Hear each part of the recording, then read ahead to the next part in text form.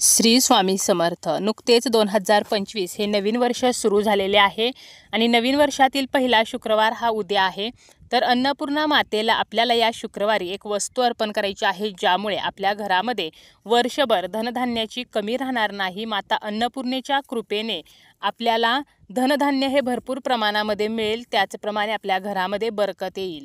अशी कोणती वस्तू आहे की जी आपल्याला माता अन्नपूर्णेला उद्या शुक्रवारी अर्पण करायची आहे, याचीच माहिती आपण या व्हिडिओमध्ये पाहणार आहोत. व्हिडिओला सुरुवात करण्या अगोदर तुम्ही जर चॅनलवरती नवीन असाल आणि पहिल्यांदाच माझे व्हिडिओ पाहत असाल तर चॅनलला सबस्क्राईब करा. व्हिडिओ माहितीपूर्ण वाटला तर व्हिडिओला लाईक करा.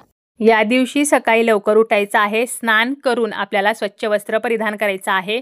यानंतर आपल्याला आपल्या देवघरातील देवांची पूजा करून घ्यायची आहे आणि यानंतर अन्नपूर्णा देवीची आपल्याला पूजा करायची आहे. अन्नपूर्णा देवीची पूजा आपण देवघरामध्ये सुद्धा करू शकतो आणि स्वयंपाकघरामध्ये सुद्धा करू शकतो, कारण अन्नपूर्णा मातेच्या आशीर्वादानेच आपल्याला धनधान्य जे काही आपण अन्न खातो तर ते मिळत असते आणि म्हणूनच अन्नपूर्णा मातेची जी पूजा आहे तर ते आपण आपल्या स्वयंपाकघरामध्ये सुद्धा करू शकतो.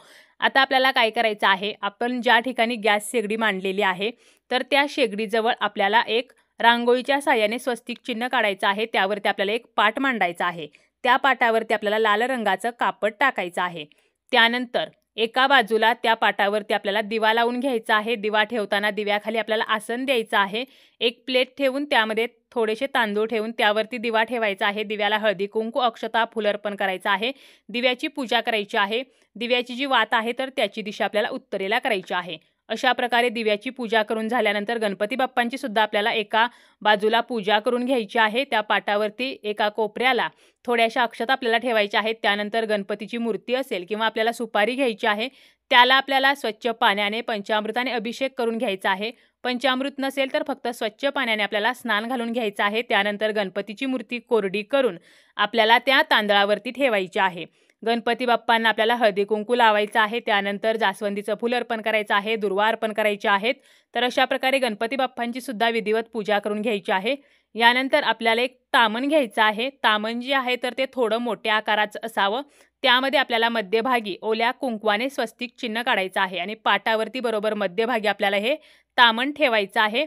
त्या स्वस्तिकवरती आपल्याला थोड्याशा फुलांच्या पाकळ्या किंवा थोड्याशा अक्षता ठेवायच्या आहेत. अगदी त्या स्वस्तिकच्या मध्यभागी जरी आपण फुलांच्या पाकळ्या किंवा अक्षता ठेवल्या तरी चालतील. आणि यानंतर आपल्याला एक वाटी किंवा छोटीशी प्लेट घ्यायची आहे, जी आपल्याला तांदळाने भरून घ्यायची आहे, कारण यामध्ये आपल्याला अन्नपूर्णा माता ठेवायची आहे.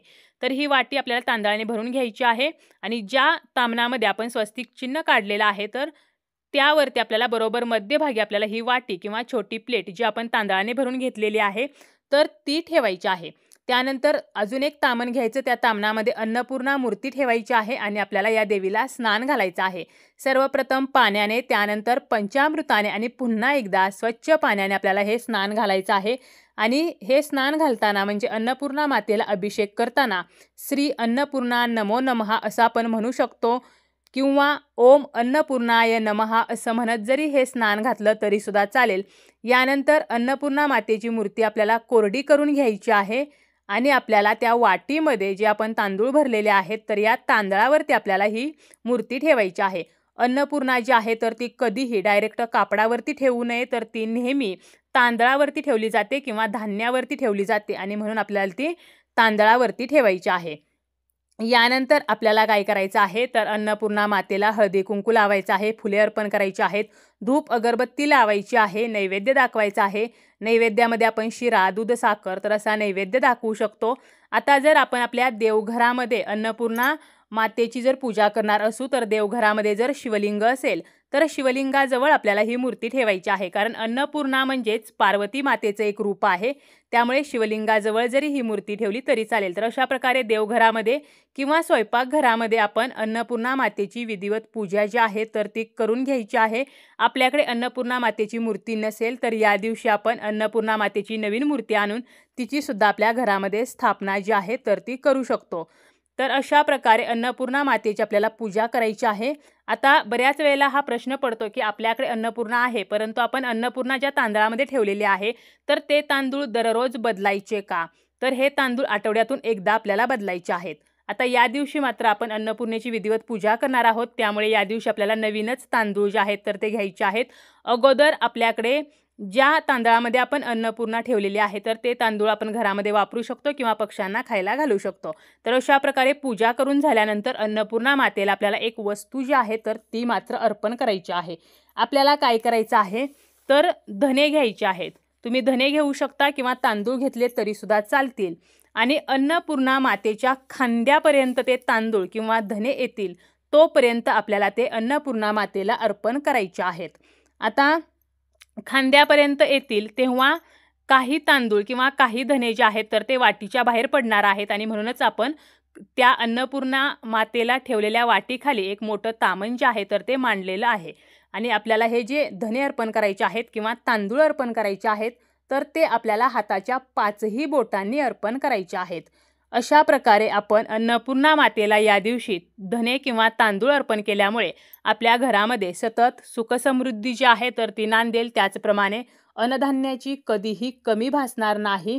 त्याचप्रमाणे आपण अन्नपूर्णा मातेचा जो मंत्र आहे तर तो सुद्धा 108 वेळेला म्हणायचा आहे। ओम अन्नपूर्णाय नमः हा मंत्र आपण म्हणू शकतो किंवा श्री अन्नपूर्णा नमो नमः हा मंत्र म्हणू शकतो किंवा आपण श्री अन्नपूर्णा माता की जय असं म्हटलं तरी चालेल। त्याचप्रमाणे अजून एक मंत्र आहे अन्नपूर्णे सदापूर्णे शंकरे प्राणवल्लभे ज्ञानवैराग्य सिद्धती भिक्षा देही चम पार्वती। तर हा जो मंत्र आहे तर तो म्हटला तरी सुद्धा चालेल। यामुळे अन्नपूर्णा मातेचा आशीर्वाद जो आहे तर तो आपल्याला प्राप्त होत असतो।